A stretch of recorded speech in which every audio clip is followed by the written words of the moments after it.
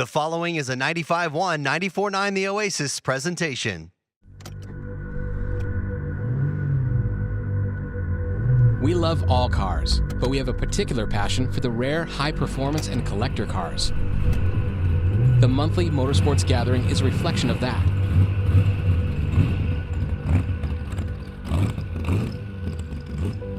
This is the Scottsdale Motorsports Gathering.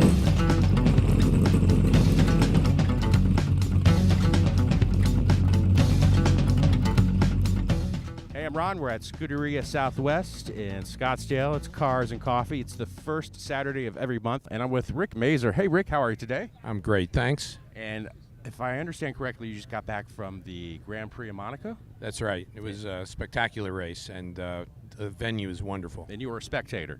I was a spectator. Okay.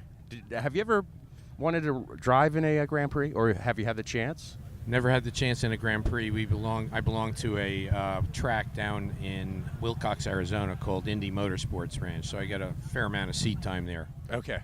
So you probably could handle a Grand Prix if they threw you in there by chance. Somebody called and said, hey, we need a driver. Rick, come on in. That's another species. They're so much better than I am. So tell me about why you're here today, and tell me about the car that you have with us. Well, I'm a car guy. Today I brought my 720 McLaren. Okay. It's my second McLaren. I had a 650 before this, and I'm in love with the brand. They make wonderful cars. They're engineered like Porsches and look like exotics. How many do you have today? I have about 20 cars right now. Okay, and how many McLarens? Just one McLaren. Just one. Okay, so you got rid of the 650? I did. I traded that in on this car. Okay, and how long have you had this car? Since February.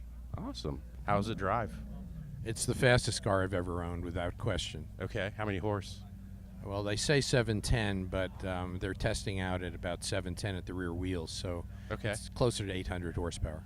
Now, can you modify these cars at all? Get them a little faster? I suppose you can, but I'm not sure why you would do that. I got a Volkswagen GT up to like a stage 1 or 2, and I thought that was great, but I mean, we're talking about 100 and something horsepower, and compared to this, you probably just blow people away on the freeway. I try not to be too aggressive in this car because you're a target, and I don't really want to get arrested because almost before you start, you're over 100 miles an hour, so you really have to be careful. Yeah, you can be doing 100 miles an hour in this thing and not even know it. 5.1 seconds. That's pretty good. I like that. So, again, how long have you been collecting cars? Since I was in high school. Okay. Do you have the first car you ever thought to be your collection? I wouldn't want that car. No? No, it was a 1960 Ford Falcon, but I wound up with a Sabra in high school. It was it's a long story, but it was my first sports car. Okay. And so what's the oldest car that you have in your collection? I have a 1933 Ford. It's the only hot rod I own. Okay. But it's a really neat period hot rod. Do you take it out for a spin? Oh, sure, I drive it. Okay. I drive all my cars. That's great to hear. So you store them all at your house, or do you have a place that you... I have them all at the house. I built a couple extra garages, so we have enough for everything. That's great. Well, good for you, man. And you enjoy the collecting of them and taking them out, showing them off? I love doing anything with cars, so whether it's showing or driving, rallying. We rally vintage cars as well as new cars, and I go down the racetrack and we spend time. I have a Lotus LF1, which is an Exige Cup car down there, and it's a great car to drive.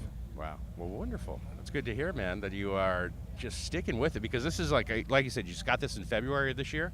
Correct. So your newest collection. This is the newest new baby. one to the collection. Well, great, man. Well, it's great to have you out here with us today. Thank you, and it's been it's another great day in Scottsdale. We have, I'm going to guess right now, probably going on 250, 300 cars, and probably get up to about 450, 500 cars before 7:30, 8 o'clock. Okay. All right. Well, anything else you want to add and tell the fans about coming out to the car show? No, but I think it's evident to me that Scottsdale is one of the best places to be if you're a car guy. It's just spectacular here.